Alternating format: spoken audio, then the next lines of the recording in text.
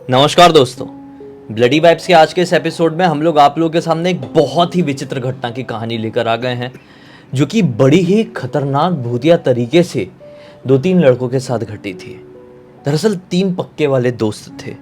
ये लोग भुवनेश्वर के एक आईटीआई कॉलेज के एक हॉस्टल में रहकर अपनी पढ़ाई कर रहे थे। इन तीनों का मैं नाम बता देता हूँ। एक का नाम था अंशुमन, एक का नाम था आदित्य और एक का नाम था महेश। ये तीनों दोस्त बचपन से ही साथ में थे और आईटीआई की पढ़ाई करने के लिए भी उड़ीसा भुवनेश्वर साथ में ही आए हुए थे।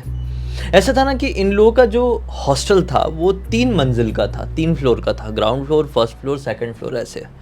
अब जो ग्राउंड फ्लोर था उसमें भी बच्चे रहते थे, लेकिन थोड़े कम मात्रा में। फर्स्ट फ्लोर में ज़्यादा बच्चे रहते थे और उससे भी ज़्यादा सेकंड फ्लोर में बच्चे रहते थे। सीन ये था कि ये तीनों को पहले तो फर्स्ट फ्लोर का कमरा मिला हुआ था, लेकिन फिर इनको ग्राउंड फ्लोर का अलॉट हो गया था। एक दिन की बात है, आदित्य की मम्मी की ना पिछले काफ़ी दिनों से तबीयत खराब चल रही थी। तो आदित्य को ना ठीक से नींद नहीं आ पाती थी। वो हमेशा अपनी मम्मी के बारे में, अपने घर के बारे में सोच रहा होता था। रात के लगभग 11:30 बज रहे थे। आदित्य, अंशुमन और अपना ये महेश तीनों बैठ के बात कर रहे हैं और आदित्य अपनी मम्मी की बहुत पुरानी पुरानी बातें इनसे शेयर कर रहा है। अचानक से आदित्य का फ़ोन बजता है। आदित्य फ़ोन उठाता है तो पाता है कि उसके पापा का फ़ोन है।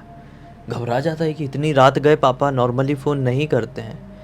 रात में बात तो करते थे इसके घर पे, लेकिन 8 बजे, 7:30 बजे बात हो जाती थी। उसके घर पे सब लोग जल्दी सोने के लिए चले जाते थे, इसलिए थोड़ा घबरा गया। 11:30 मतलब आधी रात का वक्त है मेरे घर वालों के लिए।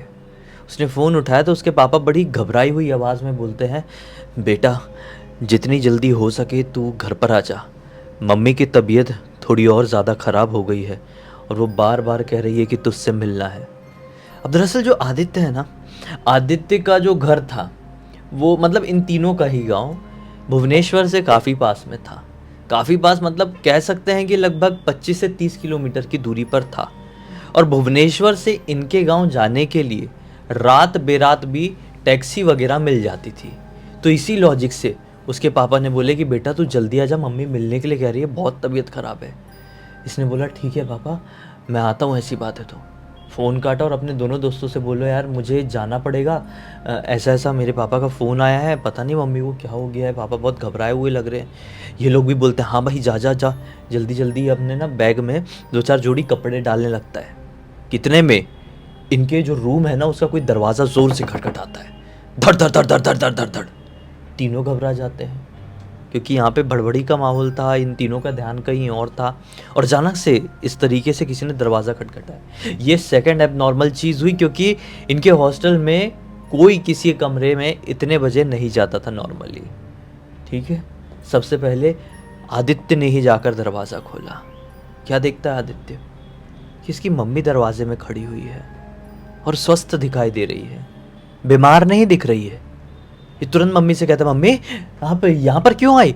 पापा ने मुझे फ़ोन किए थे कि आपकी बहुत तबीयत ख़राब हो गई और मुझे अर्जेंट बेसिस में घर बुलाए थे, आपको आराम करना चाहिए ना, मैं तो आ ही रहा था। तो उसकी मम्मी हल्का सा मुस्कुराती है और कहती है कि क्या करूँगी आराम करके, ऐसे तेरे से मिलने का बहुत ज़्यादा मन कर रहा था तो रुक कर नहीं हुआ, मैं तुझसे मिलने के लिए आ गई। अब तुझे देख ली हूँ ना, अब तेरा जब मन करे तब मुझसे मिलने आना, मैं जा रही हूँ अभी। उसने बोला अरे मम्मी रुको, अंदर आओ। और ऐसा क्या, आई दरवाजे से ही मिलके जा रही हो? उसने बोली कि जा रही हूँ मैं बस। ऐसा बोल के पलटी और आगे आगे जाने लगी। ये देखते रह गया कि मेरी मम्मी ऐसा बिहेव नॉर्मली नहीं करती है, ऐसा क्यों बोल रही है। इसने अपने दोस्त को बोला अरे यार मम्मी आई है। दोस्त लोग बोलते हैं कि अरे तो खड़ा क्या है, जाना देखना क्या हो गया, कहाँ जा रही है।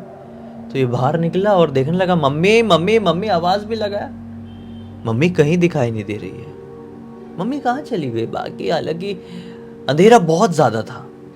इनके कॉलेज के हॉस्टल के थोड़ी ही आगे जंगल भी था और मेन रोड भी लगी हुई थी। तो एक सेकंड के लिए दिमाग में आया कि हो सकता है किसी के साथ, मतलब कोई मामा चाचा किसी के साथ गाड़ी से आई होगी, मुझे देख ली, बाय बोल के चली गई। ठीक है जाने दो, मम्मी अच्छी, कोई टेंशन नहीं, नहीं जाता अब मैं, अब सोता हूँ और देखूँगा कल परसों जाऊँगा, मम्मी ने तो बोल के ही चली गई है, कोई टेंशन वाली बात है नहीं। सो गया जाके। सोने के लगभग 1 घंटे बाद, यानी 1.5 घंटे बाद पकड़ लो, रात के 1 बज रहे थे, इनका दरवाज़ा फिर से कोई ढक ढक ढक ढक ढक ढक करके खटखटाता है। अब नींद खुलती है अपने अंशुमन की। अंशुमन उठा, बोला कौन है? बाहर से कोई रिस्पॉन्स नहीं। फिर बोला कौन है? फिर से दरवाज़ा किसी ने खटखटाया, कोई रिस्पॉन्स नहीं। बोला जाके देखना ही पड़ेगा। ये दोनों गहरी नींद में सो रहे, आदित्य और महेश। अंशुमन उठा और दरवाज़ा खोला तो क्या पाया कि बाहर कोई भी नहीं है। ये किसने कैसा मजाक किया? थोड़ा बाहर निकल के देखा भी 1-2 कदम, लेकिन कोई भी नहीं दिखाई दिया। बोला कि छोड़ो, जाने देता हूँ, सोता हूँ। जाके सो गया वापस से। फिर थोड़ी देर हुई होगी, फिर से किसी ने दरवाज़ा खटखटाया। तो इस बार महेश और अंशुमन दोनों की एक साथ नींद खुली। आदित्य अभी भी सो रहा था। महेश को अंशुमन बोलता है यार कोई मस्ती कर रहा है भाई। तो महेश बोलता है कि रुक जा, मैं देखता हूँ, कोई दिख गया तो उसको अच्छे से सबक सिखाता हूँ। महेश थोड़ा सा ऐसा चंट टाइप का था भी। महेश उठा अपने बिस्तर से और अंशुमन ने सोचा कि इतनी देर में पानी पी लेता हूँ, ये देख रहा है कौन है। वो जाके देखा होगा बाहर, बोला कोई नहीं है भाई। कि इतने में ये पानी निकाल के अपने मटके में पानी रहता था, मटका मतलब समझते हैं ना, घड़ा, उसमें पानी था, वो पानी निकाल के पी रहा था कि उसको खिड़की से कुछ तो भी अजीब दिखाई दिया, कुछ वियर्ड। किसको? अंशुमन को। महेश को मेन दरवाजे में कोई नहीं दिखा है, लेकिन ये वहाँ पे पानी पी रहा है खड़े होकर, तो इसको खिड़की में दिखाई ये दिया है कि ना खिड़की बंद है, कांच वाली खिड़की है। कैसा कांच वाली? जो फेडेड कांच रहते हैं, जिसके आर पार दिखता नहीं, हल्का हल्का धुंधला धुंधला दिखता है। और बाहर एक छोटी सी, इनके खिड़की वाले साइड में एक छोटी सी लाइट जलती थी। उस लाइट के रिफ्लेक्शन से किसी की परछाई दिखी, एक औरत की परछाई, जो खिड़की को क्रॉस करके ऐसा आगे की तरफ गई। ये बोला कि ये बॉयज़ हॉस्टल है और यहाँ पर कोई भी औरत ऐसे आती नहीं है, सिर्फ अभी आदित्य की मम्मी ही आई हुई थी थोड़ी देर पहले। फिर उसने बोला कि मुझे मम्मी दिखी नहीं, क्या उसकी मम्मी यहीं तो नहीं थी, बाहर ही तो नहीं बैठी थी, क्या सीन है? मतलब यही चीज़ किसी के भी दिमाग में आएगा ऑब्वियसली, कोई नॉर्मल इंसान के भी यही दिमाग में आएगा। उसने सोचा देखता तो हूँ आंटी जी यहाँ पर वापस से आ गई है करके। ये जैसी खिड़की खोला तो खिड़की के खुलते से ही एक पेड़ दिखाई देता था। कौन सा पेड़ था इन लोगों को मालूम तो नहीं, लेकिन एक बड़ा घना पेड़, उस पेड़ के नीचे इसकी मम्मी बैठी हुई दिखाई दी। किसकी मम्मी? आदित्य की मम्मी बैठी हुई दिखाई दी। बोला ये क्या सीन है, इसकी मम्मी ऐसे क्यों बैठी है पेड़ के नीचे? मतलब इनके रूम की तरफ पीठ करके, पेड़ के तरफ मुंह करके जमीन में बैठी हुई है। ये गया आदित्य के पास, आदित्य तेरी मम्मी ऐसी पेड़ के नीचे बैठी, उठ। अरे आदित्य उठ, तेरी मम्मी पता नहीं पेड़ के नीचे क्या कर रही है, इतनी रात गए। हाँ ना, परसों जाऊंगा। इसने बोला ये बहुत गहरी नींद में है, हमें ही देखना पड़ेगा। महेश को बोला उसकी मम्मी पेड़ के नीचे दिखाई दे रही, चल देख के आते हैं। ये दोनों जैसे ही उस पेड़ के पास पहुँचे, थोड़ा पीछे ही समझ लो ये मम्मी खड़ी हुई है, ये लोग यहाँ तक पहुँचे, क्या देखते हैं कि आदित्य की मम्मी एक मुर्गी, कच्ची मुर्गी ऐसी चबा चबा खींच खींच के खा रही है। इन लोगों के हॉस्टल के बाजू में ना एक आदमी रहता था, बहुत बूढ़ा आदमी था बेचारा, अपनी पत्नी के साथ रहता था। उसने अपने घर में करीबन 10-12 मुर्गी पाला हुआ था। उसकी मुर्गियाँ कई बार निकल के इनके हॉस्टल में आ जाती थी, तो ये बच्चे लोग भी थोड़ा सा मुर्गियों को खिला लेते थे, मस्ती कर लेते थे मुर्गियों के साथ। और इस मुर्गी को अपने अंशुमन और महेश और यहाँ तक कि आदित्य भी बहुत अच्छे से जानता था। वो मुर्गी अक्सर इनके कमरे के सामने आके कुकड़ू करती थी सुबह सुबह। वो मुर्गी से इन लोगों को एक अलग सा लगाव हो गया था। उसी मुर्गी को उधेड़ उधेड़ के इसकी मम्मी खा रही थी। तो इन लोगों ने जोर से चला, आंटी ये क्या कर रही हो, हमारी मुर्गी है। तो उनने ऐसा गुस्से में कि करके ऐसे चिल्लाई है, और पूरा जो उसकी मम्मी के मुंह में जो खून वून रहा होगा वो निकल के इनके चेहरे वहरे में आ गया। ये अपने आप को बचाए और चिल्लाते हुए भागे, आदित्य आदित्य आदित्य जल्दी आ जल्दी आ। आदित्य उठा, अब इतनी जोर जोर से चिल्लाया तो उठा। बोला क्या हो गया? बोला देख तेरी मम्मी ने अपनी मुर्गी को मार डाली। बोला क्या? मम्मी तो चली गई थी, चलो भला देखता हूँ।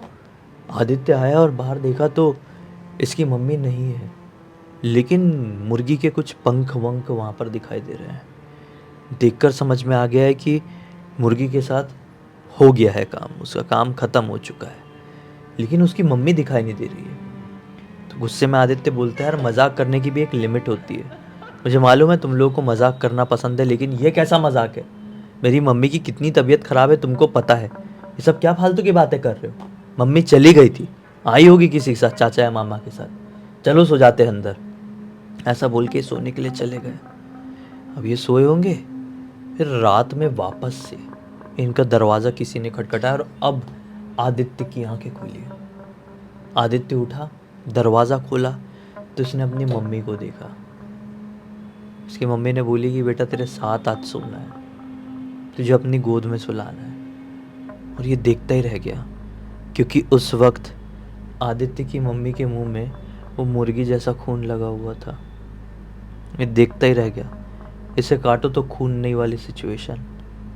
ये कुछ नहीं बोला, सिर्फ जमा का जमा रह गया। उसकी मम्मी अंदर गई। उतने में आदित्य का फ़ोन बजता है। आदित्य फ़ोन उठाता है, उसके पापा का ही था। तू क्या कर रहा है आदित्य? तुझे मैंने बुलाया था ना, कहाँ तक पहुंचा है? इतनी देर लगती है क्या भुवनेश्वर से अपने गांव आने में? जल्दी आना, तुझे समझ में नहीं आ रहा है? ये बोलता है, पापा मैं तो आ ही रहा था, लेकिन इतना गुस्सा क्यों हो रहे हो? मम्मी तो मेरे साथ ही है ना। इसके पापा बोलते, क्या बात कर रहा है? तेरी मम्मी की मृत्यु तो रात में 10:30 बजे के आसपास ही हो गई थी, और मैंने तुझे पहले कॉल में इसलिए नहीं बताया था क्योंकि तू घबराए ना। तू क्या बात कर रहा है? होश में है कि नहीं? कि कोई नशे वशे करने लगा उन दोनों लड़कों के साथ रहकर? ये बोलता है, पापा नहीं, कोई नशा नहीं कर रहा हूं। इतने में इसकी मम्मी के पीछे से आवाज आती है, बेटा आदित्य क्यों इतना परेशान दिख रहा है? मैंने बोली ना मैं तुझसे मिलने के लिए आई हूं। और आदित्य बेहोश। इसको कुछ यानी इसकी तो बेहोश हो गया। इसके दोनों रूम पार्टनर को कुछ नहीं मालूम, वो सो रहे हैं। सुबह का वक्त आया, सूरज की रोशनी से इन लोग की आंख वाँख खुली होगी। आदित्य जमीन में बेहोश पड़ा हुआ है। अरे आदित्य ऐसा क्यों पड़ा हुआ है? अंशुमन उठाता है, क्या हो गया, ठीक तो है ना तू? तो आदित्य जागा, थोड़ा पानी वानी डाले। तो डर के मारे रोते रोते आदित्य ने पूरी बात बताया। बोला बहुत बड़ी गड़बड़ हो गई है, जल्दी जाना पड़ेगा मुझे। और किस्मत से हॉस्टल के लड़के उठ गए थे, तो बाइक में बैठ के ये गया अपने उधर पे अपने घर गया, अपने गांव गया।